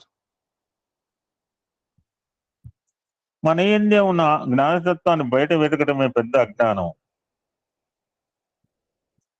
బుద్ధుడు కూడా ప్రారంభంలో, నేను అనుకున్నాం, బుద్ధుడు కూడా ప్రారంభంలో అనేక గ్రంథాలు చదివాడు, మహనీయులు దర్శించి వారి ప్రబోధనకు శ్రవణం చేశాడు. తర్వాత కట్టకడపడికి ఇవేమీ ఆత్మజ్ఞానాన్ని అందించలేమని సత్యాన్ని గుర్తించాడు. ఇంకా టైం వేస్ట్ చేసుకోవాలి, లైఫ్ వేస్ట్ చేసుకోవాలి పాపం. అప్పటికే కొంతకాలం చేశాడట. ఎన్నో సంవత్సరాలు సపోర్ట్ చేశారని గుర్తుంది ఎవరికన్నా? నిన్నే అనుకున్నాం, 26 సంవత్సరాలు చేశాడట తప్పు. మన ఏందే నిగూఢంగా అజ్ఞాతంగా ఉన్న ఆత్మజ్ఞానమును బాహ్య ప్రపంచంలోని వ్యక్తులు ఏ రీతిగా బోధించగలరు? కనుకనే బుద్ధుడు తన యందున్న జ్ఞానమును, ఆత్మానందమును తానే ఆవిర్భింపజేసుకోవాలని గొప్ప తపస్సు చేశాడు. అది సాయి అనుకున్నాం. తన దృష్టిని పూర్తిగా అంతర్ముఖంగా గావించుకున్నాడు. క్రమేణా అతని నుంచి ఆత్మజ్ఞానం ఆవిర్భవించింది. అప్పుడే బుద్ధం శరణం గచ్చామి, ధర్మం శరణం గచ్చామి, సంఘం శరణం గచ్చామి అన్నాడు. అంటే తన యందున ఆత్మజ్ఞానం బుద్ధి ద్వారా గుర్తించుకున్నాడు. బుద్ధి గలవారందు బుద్ధి లేట. ఇంకో స్వామి ఒకటోరు చెప్పారు అద్భుతంగా, అంటే ఫ్యాంటసీ. ఎవరికైతే బుద్ధి కలిగి ఉందో, బుద్ధిని ప్రాపర్ యూటిలైజ్, బుద్ధి కాలు బుద్ధ. తన యందున ఆత్మజ్ఞానం బుద్ధి ద్వారా గుర్తించుకున్నాడు. బుద్ధి ద్వారా ఆవిర్భవించిన జ్ఞానము సంఘంలో ప్రవేశపెట్టాడు. నాకు ప్lenty ఆఫ్ నాలెడ్జ్ ఉందండి అంటే ఉపయోగం ఏముంది? You should spread in to the society. 10 మందికి పంచగలగాల. అంతఃకరణను పరిపూర్ణంగా పరిశుద్ధంగా గావించుకున్నప్పుడే ఆత్మజ్ఞానం లభ్యమవుతుంది బోధించాలి. అది బయట 5+5 సంగతి వదిలిపెట్టు. బట్ లోపల ఉన్న అంతఃకరణాలు పరిపూర్ణంగా టోటాలిటీ అన్నమాట, పూర్ణము. మానవుడు తన ఎందే ఉన్న ఆనందాన్ని గుర్తించుకోలేక బాహ్య ప్రపంచంలో ఆనందం కోసం అనేక విధాలుగా పాటుపడుతున్నాడు. ఈ మధ్య మనం ముచ్చరించుకున్నాం, గ్రంథాలు చదవటం వల్ల రిపీట్ అవుతుంటాయి. మొట్టమొదటి చదువులో ఆనందం ఉందని భావించి అనేక చదువులు చదువుతున్నాడు. తర్వాత అధికారంలో ఆనందం ఉందని భావించి అధికారాన్ని చేపడుతున్నాడు. తర్వాత గృహశాస్త్రంలో ఆనందం ఉందని భావించి వివాహం ఆడుతున్నాడు. కానీ మానవుడు అనుభవించిన ఆనందం చదువులో లేదు, అధికారంలో లేదు, గృహస్థ ధర్మంలో లేదు. తపస్సు ద్వారా, జపం ద్వారా, ధ్యానం ద్వారా ఈ ఆనందం మనకు లభ్యం కాదు. ఇవన్నీ కాలాన్ని సద్వినియోగం గావించుకో, ప్రాపర్ యూటిలైజేషన్ ఆఫ్ టైం అంటారు ఇంగ్లీష్ లో. ఇవన్నీ కాలాన్ని టీవీలు చూసుకోకుండా, సీరియల్ చూడకుండా కాస్త కాలాన్ని సద్వినియోగం చేసుకుంటున్నాం. ఇవన్నీ కాలాన్ని సద్వినియోగం గావించుకోవడానికి నియమింపబడిన సత్కర్మ, గుడ్ యాక్షన్స్, సత్కర్మలు మాత్రమే.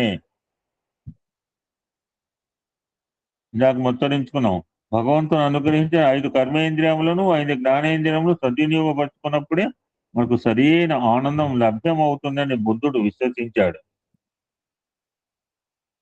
కనుకనే మొట్టమొదటి సమ్యక్ దృష్టిని అలవర్చుకోమని చెప్పాడు. First look, sight important. దృష్టి ఎట్టిదో సృష్టి అట్టిది. మనం చూసిన దృశ్యములన్నీ మన హృదయంలో గాఢంగా హత్తుకొని పోతాయి. తర్వాత వాటిని హృదయం నుంచి వేరు చేయడానికి సాధ్యం కాదు. కనుక ఎట్టి పరిస్థితుల్లోనూ చెడుని చూడకూడదు, మంచినే చూడాలి. దట్ ఈస్ కాల్డ్ సమ్యక్ దృష్టి అన్నారు. అంటే సమత్వమైన, పవిత్రమైన, సార్థకమైన దృష్టిని అభివృద్ధిపరచుకోవాలి. సత్సంగంలో ప్రవేశించాలి. దుస్సంగం నుంచి దూరంగా మారిపోవాలి. అహోరాత్రం కురు పుణ్య అహోరాత్రం అంటాం మనం. అహోరాత్రములు పుణ్యకరములు ఆచరించాలి. నిత్య విషయ పరిశీలన. ఎక్కడ వచ్చినా ఇదే సబ్జెక్ట్. ఉపనిషత్తు చెప్పినా, సూత్రవాహి ఏ చెప్పినా అదే మాట. నిత్య విషయ పరిశీలన చేయాలి. మరి సత్సంగం అంటే ఏమిటి? ఏదో మల్నాడు 10 మంది మంచి వారితో కలిసి తిరగటం కాదు. శాశ్వతమైన, త్రికాలాబాధ్యమైన దైవత్వం అనే సత్ అన్నారు. అట్టి దైవత్వంతో చేరికే సత్సంగము. సో సమ్యక్ దృష్టి వలన సమ్యక్ భావములు, సమ్యక్ కర్మలు ఆటోమేటిక్ గా, ఎప్పుడైతే నీ దృష్టి ప్యూర్ గా ఉందో, good thoughts and good actions. ఈ మూడింటి ఏకత్వం చేస్తేనే మానవుడు తన దివ్యత్వాన్ని తాను తెలుసుకోగలడు అన్నాడు బుద్ధ భగవానుడు. ఎవరైనా పోవాల్సిందే. బుద్ధుడు నిర్వాణం చెందే సమయంలో తన పినితల్లి కుమారుడైన ఆనందుడు కన్నీరు కార్చటం చూసి, పేరు ఆనందుడు. సీతాదేవి అశోకవనంలో ఉందిట.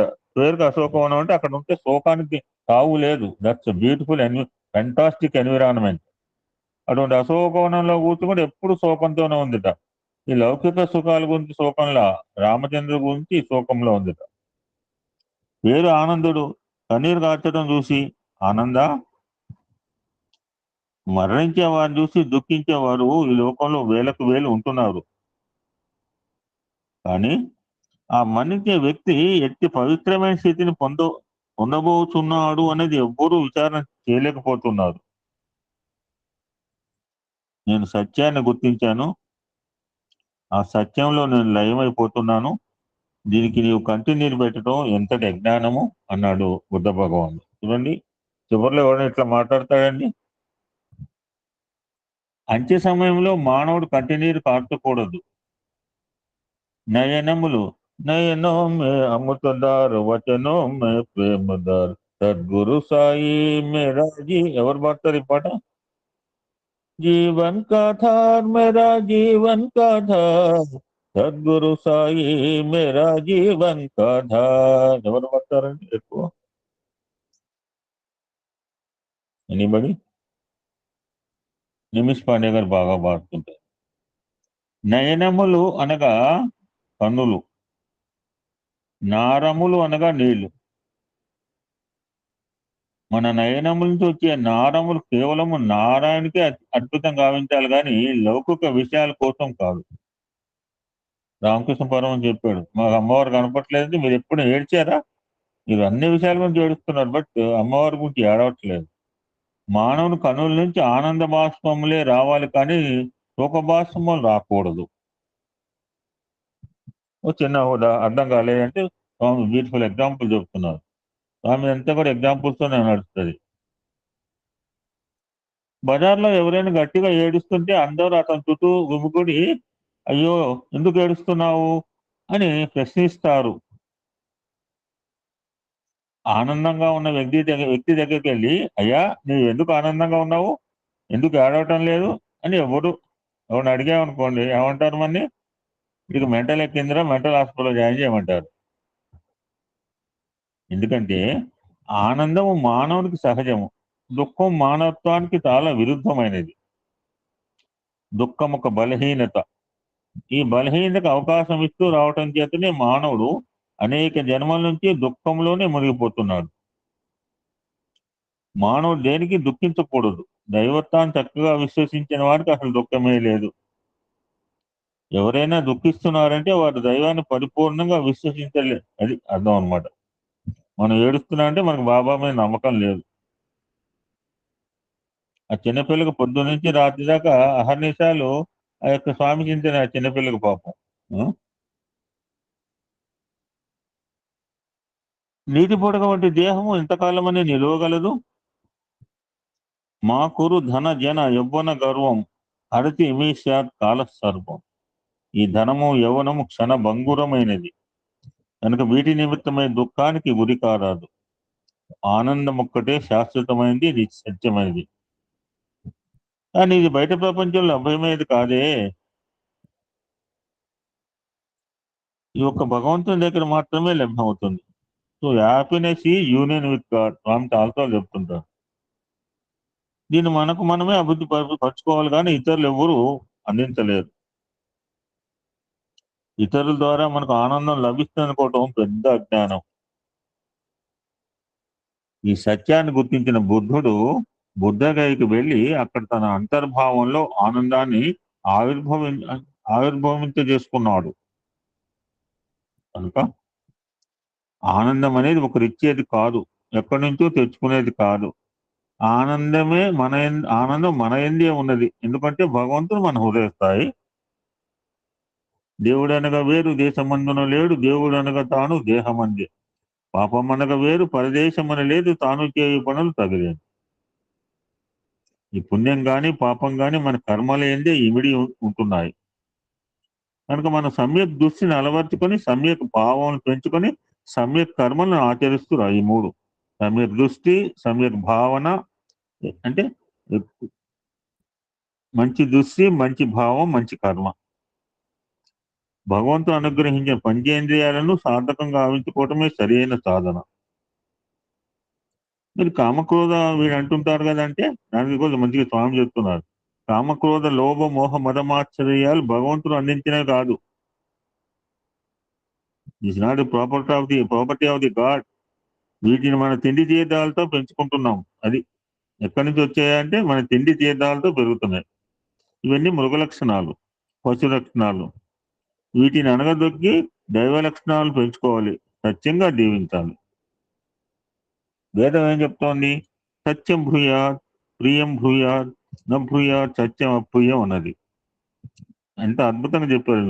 మనం అంటుంటాం నైతిక ధార్మిక ఆధ్యాత్మిక మార్గాలను చెప్తుంటారు వార్సగా టకటకటకటగా బహార్ చేసిన వాళ్ళు. ఒక స్వామి చాలా బాగా చెప్తుంటారు. మళ్ళీ ఒకసారి వెనక్కి వెళ్దాం. సత్యం భూయాత్, ప్రియం భూయాత్, నభూయాత్ సత్యం అప్రియం అనేది వేదం. అంటే సత్యం భూయాత్, సత్యమును పలకాలి, ఇది నైతిక మార్గం. ప్రియం భూయాత్, ప్రియంగా మాట్లాడాలి, ఇది ధార్మిక మార్గం. నభూయాత్ సత్యం అప్రియం, మనం మాట్లాడే మాట ఇతరులకు నొప్పి కలిగించేదిగా ఉండకూడదు, ఇది ఆధ్యాత్మిక మార్గం. కనుక నైతిక ధార్మిక ఆధ్యాత్మిక మూడు సత్యమునందే ఇమిడి ఉంటున్నాయి. సత్యమునందుండి సర్వము సృష్టించే సత్యంబునందనిగే సర్వ సృష్టి, సత్య మహిమ లేని స్థలమేది కనుగొన్న, శుద్ధ సత్వమిది చూడరయ్యా. So everything truth is God, speak the truth. అందుకనే మన వేదవాకు సత్యం వద ధర్మం చెర. మరి స్వామి అదే చెప్తారు. ఆయన చెప్పిన మనం చెప్తాం, మనం చెప్పిన ఆయన చెప్తాం కాదు. అందుకని భారతీయ సంస్కృతి సత్యం వద ధర్మం చెర అని బోధించింది. ఏ దేశం వారైనా, ఏ మతం వారైనా, ఎలాంటి పరిస్థితులన్నీ సత్యంనే పలుకోవాలి. సత్యధర్మములను ఆధారంగా తీసుకున్నప్పుడే దైవత్వాన్ని దర్శించవచ్చు. మీ దృష్టిని అంతర్ముఖం గావించుకున్నప్పుడే ఆనందంగా జీవించవచ్చు. కానీ దురదృష్టవశాత్తు మీరు బహిర్దృష్టిని పెంచుకుంటున్నారు. పశ్యతీతి పశువు అంటే బహిర్దృష్టి పశు లక్షణము. ఈ పశు లక్షణాన్ని దూరం చేసుకున్నప్పుడే పశుపతి లక్షణాలు మీరు ఆవిర్భవిస్తాయి. ఈ జగత్తులో దైవం కంటే మించినది లేదు. నేను అద్భుత మెసేజ్ పెట్టారండి బాబు. కళ్ళము నీళ్ళు వచ్చింది స్వామి ఏడుస్తుంటే. భగవంతుడు మన గురించి ఏడుస్తున్నాడండి. మనం ఏం ఏడుస్తున్నామో చూడండి. స్వామి క్రయింగ్ ఫర్ అవర్ సెల్ఫ్. ఆ వీడియోలో ఎంతగా ఏడుస్తున్నారు స్వామి మన గురించి తాపత్రయపడుతున్నారు. చిన్న వీడియో చూడండి. ఇది కూడా చెప్పాడు. భగవంతుడు ఎంత దగ్గరగా ఉంటాడు అదొక వీడియో. మనం వాళ్ళు వీళ్ళ దగ్గర అనుకుంటాం. ఈ జగత్తులో దైవం కంటే మించినది లేదు. కనుక దైవభావాలతో జీవించాలి. దైవ మార్గంలో ప్రయాణించే వారికి తగిన ఉత్సాహ ప్రోత్సాహాలు అందించాలి. ఆనందాన్ని అది వాడు కాలు బట్టి లాగటం కాదు. సమాజంలో ఎక్కువ మంది అదే. వాడు ముందుకు పోలేడు, పోయేవాళ్ళు చూసి వార్తలేను. ఎంతసేపు డ్రాగింగ్ బ్యాక్, పుల్లింగ్ డౌన్. అంతేకాని వారిని నిరుత్సాహపరచకూడదు, నిస్పృహకు గురి చేయకూడదు. దైవభావాలు కలగటం ఎన్ని జన్మల సుకృతం. లౌకికమైనవి కదిలిపోయే మేఘాలే, వస్తాయి పోతాయి. కానీ దైవభావాలు మాత్రం వస్తాయి, పెరుగుతాయి, జీవితాన్ని పవిత్రంగా గావిస్తాయి. స్వామి కంక్లూడింగ్ సత్సంగా అండి. ప్రేమ స్వరూపులారా, ఇది ఎంతో దూరం నుంచి స్వామి సన్నిధిలో ఈ బుద్ధ పౌర్ణిమ ఆనందాన్ని అనుభవించాలని వచ్చారు. చాలా మంది ఫారినర్స్ వస్తుంటారు. అయితే ఇంత దూరం మీరు రానక్కర్లేదు. జనాలు ఆశ్చర్యపోతున్నారు. అరే, ₹1,00,000 డబ్బులు కట్టుకొస్తే స్వామి ఇట్లా అంటున్నారు ఏంటి? So it natural to us. నాకు అలానే అనిపిస్తుంది.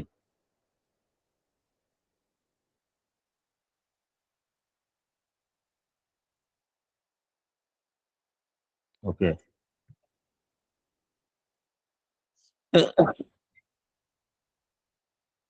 బుద్ధుడు అనగా మీ బుద్ధి స్వరూపమే. కనుక మీ బుద్ధిని సక్రమమైన మార్గంలో ప్రవేశపెట్టుకోండి. అట్లు చేయకుండా ఎన్ని సాధన చేసినా కాలాన్ని వ్యర్థం చేసినట్లే. నిజమైన సాధన అంటే ఏమిటంటే మళ్ళీ చెప్తున్నారు, దుర్గుణములు వీడి సద్గుణములు పెంచుకోవటమే. దేహం ఒక నీటి బుడగ, మనసు ఒక పిచ్చి కోతి. కనుక దేహాన్ని మనసును అనుసరించకండి, అంతరాత్మను అనుసరించండి. అదే నిజమైన సాధన. అప్పుడే మీకు ఆత్మ సామ్రాజ్యం ప్రాప్తిస్తుంది. అదే నిర్వాణం. దాన్నే మోక్షం అన్నారు, దాన్నే రియలైజేషన్ అన్నారు, దాన్నే లిబరేషన్ అన్నారు. లేదని పెట్టుకో. అంత్య సమయంలో ఆనందాన్ని అనుభవించటమే నిర్వాణం. అట్టి నిర్వాణం కోసం పాటుపడని అంటారు స్వామి. 2 విషయాలు స్వామి చెప్తున్నారు. 2 మర్చిపోవాలా, 2 గుర్తుపెట్టుకోవాలి, 2 మర్చిపోవాలా. కొంచెం రివర్స్ గా ఉంటే ఈజీగా అర్థం చేసుకోవడం మనకు చాలా మంది తెలిసినవి. మీరు ఇతరులకు చేసిన అపకారమును, ఇతరులు మీకు చేసిన ఉపకారమును గుర్తుపెట్టుకోవాలి. 2 గుర్తుపెట్టుకోవాలి. ఈ 2 గుర్తుపెట్టుకోవాలి. మనం ఇతరులు చేసిన అపకారము, ఇతరులు మనకు చేసిన ఉపకారము గుర్తుపెట్టుకోవాలి. ఇతరులకు మీరు చేసిన ఉపకారము, ఇతరులు మీకు చేసిన 2 మర్చిపోవాలి. 2 గుర్తుపెట్టుకోవాలి, 2 రివర్స్ అనమాట. కానీ మనం రివర్స్ గా మాట్లాడుతున్నాం. ₹1 ఇస్తాం, ₹1 ఎక్కడో ఇచ్చాను పొరపాటు, ఒక 500 ఇచ్చాను. 500 ఇచ్చానని చెప్పి 500 డబ్బాలు కొడుతున్నాను. పలానా తోటకి వెళ్ళానండి, ఎవరో కనిపించారండి, ₹500 నోటు తీసి ఇచ్చానండి, 500 సార్లు చెప్పాను. పొరపాటున ఏదో చేస్తే ఇంత దూరం నుంచి పోతే అక్కడ ఇట్లా చేస్తారా? వాళ్ళు నా దగ్గర రాకపోతారా? నాకు ఎప్పుడు ఛాన్స్ రాకపోతుందా? దెబ్బ టోటలీ అగైనిస్ట్ అనమాట.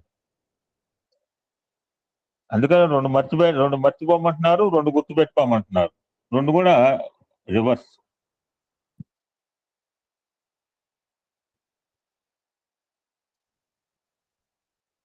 ఉపకారం చేసిన వారికి తగిన కృతజ్ఞత చూపండి. శరీర మాధ్యం కలు ధర్మ సాధం. ఈ శరీరం ధర్మాచరణ కోసం వచ్చింది కాబట్టి మంచినే చేస్తూ పోదాం, మంచినే చూస్తూ పోదాం, మంచినే వింటూ పోదాం, మంచినే తలుస్తూ పోదాం, మంచినే ఇంగ్లీష్ లో Swami see no evil see what is good, hear no evil hear what is good, talk no evil talk what is good, think no evil think what is good, do no evil do what is good, this is the way to God. ఎన్నోసార్లు ఎక్కడ పెట్టారు అనిల్ కుమార్ గారు పాపం అని. ఇదే బుద్ధుడు బోధించింది. This is the essence of Gautam Buddha. Swami చెప్పిన మాటలు కాదు, ఎవరు చెప్పినా అదే చెప్తారు. అదే సమ్యక్ దృష్టి, సమ్యక్ భావం, సమ్యక్ శ్రవణం, సమ్యక్ వాక్కు, సమ్యక్ కర్మ. ఈ ఐదింటి ద్వారా మనం ఇంద్రియాలను పవిత్రంగా ఉంచుకుంటే ఇంతకంటే మోక్షం మరొకటి లేదు. This is call nirvana. This is itself call నిర్వాణ.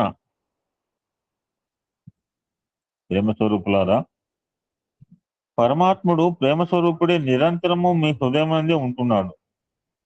ప్రేమయే దైవం, దైవమే ప్రేమ. అట్టి ప్రేమ స్వరూపునిపై దృష్టి మరల్చడమే సమ్యక్ దృష్టి. కనుక ప్రేమ చేతనే మీ జీవితాన్ని గడపండి. అందరూ అన్నదమ్ములే, అక్క చెల్లెళ్ళే. కానీ ఈనాడు ఒకరి పట్ల ఒకరు భేదభావాలను పెంచుకోవడం చేత ద్వేషము, అసూయ, క్రోధం వంటి దుర్గుణాలు మనం చెప్తున్నాం. కంబంబడి అరుణ్ కుమార్ ఇంట్లో వాళ్ళతో ముగ్గురు అందరం కలిసిమెలిసి ఒకటే ఇంట్లో ఉంటున్నారండి. చాలా ఆనందం కలిగింది. ఎక్కడెక్కడో ఒక ఊళ్ళో కాదు, వేరే ఊళ్ళో చూస్తుంది. పొరపాటున ఊళ్ళో ఉన్నా నేను అమీర్పేటలో ఉంటే ఇంకో చోట ఇబ్రహీంపట్నం చూసుకుంటాడు. దగ్గరైతే ఎప్పుడు రావాల్సి వస్తుంది. అటువంటి వీళ్ళ ముగ్గురు అన్నదమ్ములు ఒకటే ఎప్పటి నుంచో వాళ్ళ పాత కాలం అంటే ఇల్లులు అండి. చాలా ఆనందదాయకం అనిపించింది తెనాలి. ద్వేషము, అసూయ, క్రోధం వంటి దుర్గుణాలు బయలుదేరుతున్నాయి. అందరూ నా ప్రతిబింబంలో అనుకుంటే ఎవరిపైన మీకు కోపం రాదు కదా. అయితే ఇటు భావం కలగటం అంతా నాట్ ఈజీ అంటున్నారు స్వామి. దీనికి ప్రాక్టీస్ చేయాలి. వాకింగ్, టాకింగ్, రీడింగ్, రైటింగ్ అన్ని ప్రాక్టీస్ చేస్తూనే వస్తున్నాయి కదా. అదేవిధంగా ఆధ్యాత్మికలోను దుర్గుణాలు దూరం చేసుకోవడానికి, సద్గుణాలు పోషించుకోవడానికి ప్రాక్టీస్ చేయాలి. ఇదే నిజమైన సాధన. జపము, ధ్యానము కాదు. చేతిలో జపమాలు చెప్తూ మనసును మార్కెట్ పంపిస్తే అవి సాధన ఎలా అవుతుంది? ఫైనల్ గా మన ఆనందమునకు కానీ మోక్షములకు కానీ హృదయమే మూలస్థానం. ఇందాక మనం స్టార్టింగ్ పాయింట్కి వచ్చాం. భగవంతుడు హృదయవాసి. కానీ దురదృష్టవశాత్తు ఈనాటి మానవుడు దీన్ని నమ్మటం లేదు. దేవుడు తిరుపతిలో ఉన్నాడంటే పరిగెత్తిపోతున్నాడు. భద్రాచలంలో ఉన్నాడంటే పరిగెత్తిపోతున్నాడు.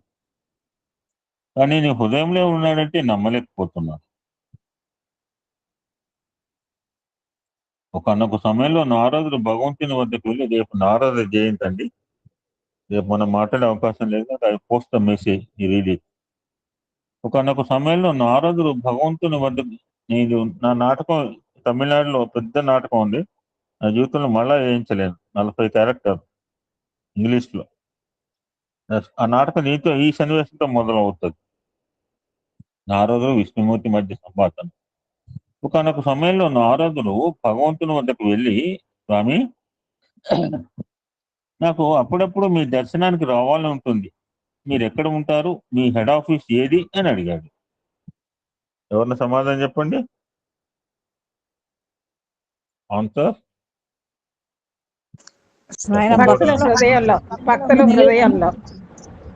దానికి ఒక చిన్న శ్లోకం ఉంటుంది, మీరు అందరూ చెప్పొచ్చు, బయట చేసిన వాళ్ళు. అది చాలా అందరికి వచ్చు సార్, ఇది చెప్పలేదు. అది this is answer given by Narayana to Narada. ఇప్పుడు ఎక్కడున్నాడు నారాయణ అంటే మన ఇళ్లలో ఉన్నాడు. 54 మంది ఇళ్లలో ఉంది. వేరే చోట లేడంటే నేను లేడని చెప్పట్లా. వాళ్ళు ఏం చేస్తున్నారు మనకు తెలియదు. I don't. మనం 54 మంది అయితే భజన చేస్తాం, ఖచ్చితంగా భజన చేస్తాం.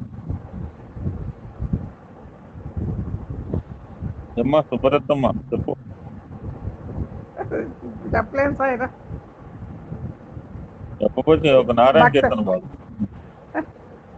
చిన్నది కాదు, చిన్న నారాయణ కీర్తన పాడు ఒక 2 లైన్లు.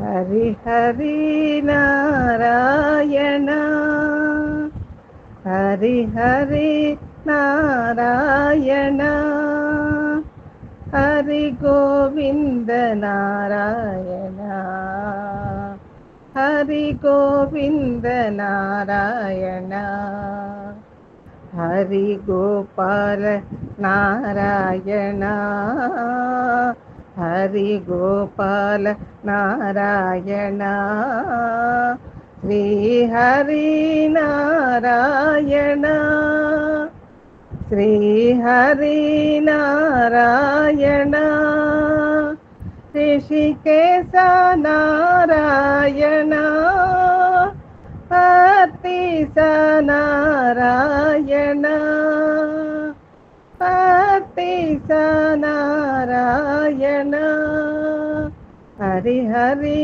నారాయణ, హరి గోవింద నారాయణ, హరి గోపాల నారాయణ, శ్రీ హరి నారాయణ, ఋషికేశ నారాయణ, అతీశ నారాయణ, సాయిశ నారాయణ, హరి హరి నారాయణ. సాయిరామ్ అండి. సాయిరామ్ స్వామి సాయిరామ్. సో ఎక్కడ నా భక్తులు నన్ను గూర్చి గానం చేసుకుంటారో అక్కడే నేను ప్రతిష్ఠితుడై ఉంటాను అని అన్నాడు. అని అంతటితో ఆగల. అంతేకాదు, కైలాసము, వైకుంఠము, స్వర్గం ఇవన్నీ నా బ్రాంచ్ ఆఫీస్. హృదయమే హెడ్ ఆఫీస్. ఇదే మనం తెలుసుకోవాల్సింది అని చెప్పి, నా హృదయంలోనే దేవుడు ఉన్నా అని చెప్పి గుళ్ళు గోపురాలు పోవద్దని చెప్పట్లా. ఓపిక ఉన్నప్పుడు పోవాలా, ఓపిక లేనప్పుడు ఏం పోతాం. ఉంటూ ఓపిక ఉన్నప్పుడే గుళ్ళు గోపురాలు తిరిగి రావాలి. నా హృదయంలో దేవుడు ఉన్నాడు, నేను ఎక్కడికి పోనంటే నేను చెప్పలేను. మంచిదేనండి, అంతకంటే అదృష్టం ఏం కావాలి. హృదయాన్ని మనం తెలుసుకుంటే ఇంకా ఎక్కడికి వెళ్ళము. మనసు కూడా హృదయం వైపే మరల్చుతాము, నిరంతరము ఆనందాన్ని అనుభవిస్తాము అని స్వామివారు సాయి రమేశాల్లో 1998 సంవత్సరంలో ఈ బుద్ధ పౌర్ణమి గురించి చెప్పిన అద్భుతమైన మెసేజ్ అండి. కాకతాళీయంగా దొరికింది నాకు. ఈరోజు ఇద్దరు మహనీయుల యొక్క జయంతి అండి. ఇద్దరు ఎందుకున్నారంటే నా దగ్గర ఆన్సర్ లేదు. I have no answer.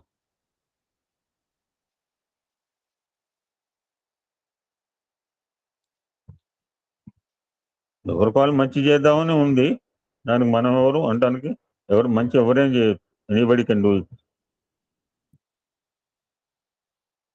ఒకటి శృంగేరి పీఠం మనందరూ తెలుసు, భారతీయ తీర్థస్వామి. ఆ శృంగేరి పీఠంలో ఇవాళ శ్రీ చంద్రశేఖర్ భారతి మహాస్వామి, ఈయన పేరు చంద్రశేఖర్ భారతి మహాస్వామి. ఆయన పీఠం మీద ఉంది 1912 నుంచి 1954 దాకా.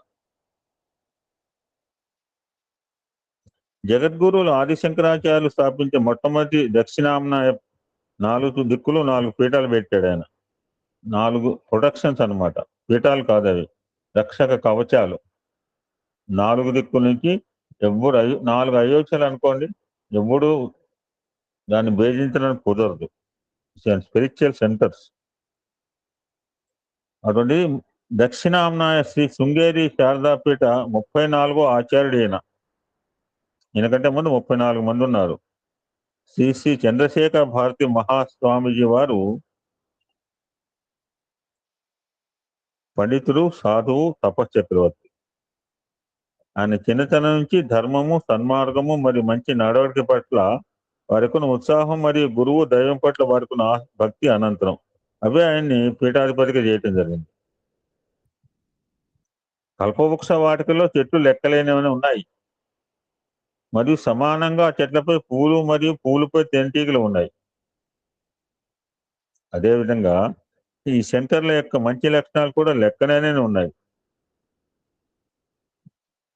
తన బాల్యం నుంచి శ్రీ చంద్రశేఖర భారతి మహాస్వామి వారు తమ గురువులైన శ్రీ సచ్చిదానంద శివాభినవ నరసింహ భారతి మహాస్వామి ప్రభావంతో పరద మాస్టర్ వాళ్ళ అడుగుజాడల పైకి వచ్చారు. ఏ శిష్యులైతే ప్రత్యేకంగా విద్య మీద శ్రద్ధ చూపిస్తాడో వాడి మీద మక్కువ ఎక్కువగా ఉంటుంది. కోటేశ్వరరావు గారు బాగా తెలుసు టీచర్లందరికీ కూడా. ఆయన శృంగేరి, బెంగళూరులో చదువుకున్నారు. అసాధారణ నైపుణ్యాన్ని సంపాదించారు. గొప్పతనం ఏంటంటే 20 సంవత్సరాలు అతి చిన్న వయసులో వారి శృంగేరి శారదాపీఠానికి ఆధిపత్యం వహించారు, సమర్థవంతంగా నిర్వహించారు.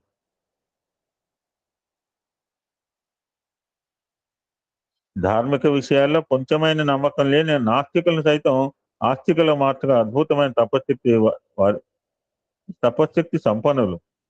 తపశక్తి ఎలా వస్తుందంటే శక్తిని సంపాదించుకుంటూ వస్తుంది.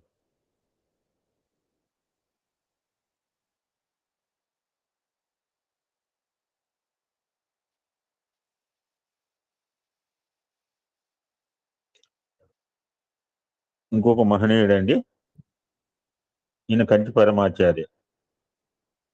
ఈ చంద్రశేఖర సరస్వతి నడయాడే దైవం అంటుంటారు. ఆయన మహనీయుడు జయంతి. ఆ విధంగా ధర్మాచరణకు నిలువెత్తు నిదర్శనంగా నిండు 100 ఏళ్లు మహోన్నత జీవితాన్ని గడిపిన మహనీయుడు కంచి పరమాచార్య చంద్రశేఖర సరస్వతి. 1894 మే 23వ తేదీన దక్షిణ తమిళనాడులో విల్లుపురం గ్రామంలో జన్మించారు. 1905లో ఆయనకు ఉపనయనం జరిగింది. 13వ ఏట సన్యాసి దీక్ష స్వీకరించారు. ఈ చంద్రశేఖర సరస్వతి స్వామి ఈ కంచి కామకోటి పీఠాన్ని, ఈయన కంచి పీఠాధిపతి, ఇందాక చెప్పి శృంగేరి, డోంట్ కన్ఫ్యూజ్. ఈ కంచి కామకోటి పీఠలో ఈయన 8వ వారు అధిపతి. ఈయనకు ముందు చంద్రశేఖర సరస్వతి స్వామి వారు 1907లో సిద్ధి పొందారు. అన్ని పేర్లు చంద్రశేఖర్ పేరు మీద ఉంటాయి ఇక్కడ. ఆ చంద్రశేఖర సరస్వతి స్వామి తర్వాత చూడండి ఎలా ఉంటుందో. ఎవరో ఎక్స్ తర్వాత వైఫ్ షుడ్ ఫాలో.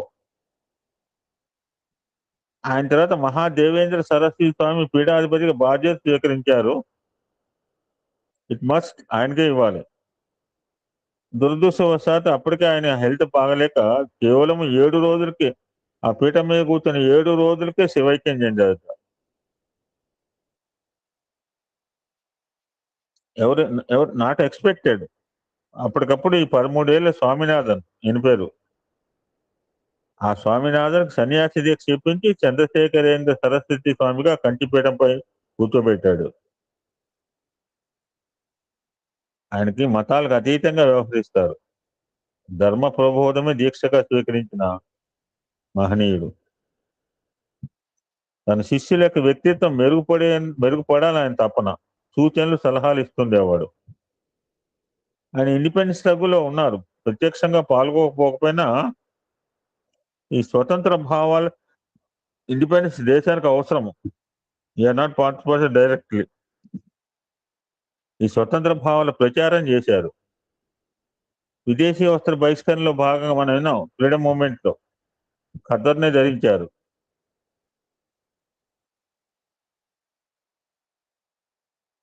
ఇక్కడ ఆయన ఒక పని చేశారు. స్వాతంత్రం సిద్ధించిన తర్వాత రాజ్యాంగ పరిషత్ ఏర్పాటు కంటే ముందుగానే ఈ మతాన్ని ప్రాథమిక హక్కుగా పరిగణిస్తూ చట్టం చేయాలని కోరుతూ తన భక్తుల ద్వారా ఒక వినతిపత్రం సమర్పించారు ఆయన.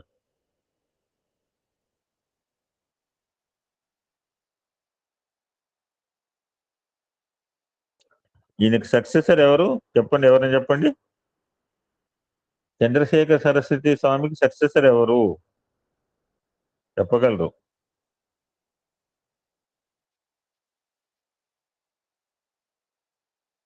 విఘ్నేశ్వర స్వాములు వారండి. లేదు sir, very prominent person sir. మొన్న మధ్యన ఆయన శివైక్యం చెప్పాడు. లేటెస్ట్ పర్సన్ ఉంటాడు. ఎవరో చెప్తున్నారు, ఆన్సర్ వచ్చింది నాకు. సంబడి మూర్తి గారు చెప్పకపోతే ఎట్లా? Yes sir. ఆయన వారసునిగా జయేంద్ర సరస్వతి స్వామి ఎంపిక చేసుకున్నారు. నా అదృష్టం ఆయన పక్కన కూర్చున్నానండి సరస్వతి శిశు మందిర్లో. ఇక ఆయన ఎంతగా చేశాడో చెప్పక్కర్లేదు. కంచి కామకోటి పీఠం మరింతగా విస్తరించింది జయంతి సరస్వతి గారు. 90 వసంతాలు పూర్తి చేసుకున్న సందర్భంలో నేటి పీఠాధిపతి అయిన శ్రీ శంకర ప్రస్తుతం ఎవరండి?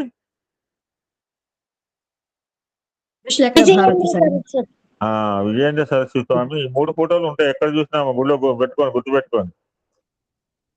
మనం చాలా మేము సిహెచ్ఎల్ పద్మావతి మనం కూడా గుళ్ళు 3 ఫోటోలు ఉంటాయి.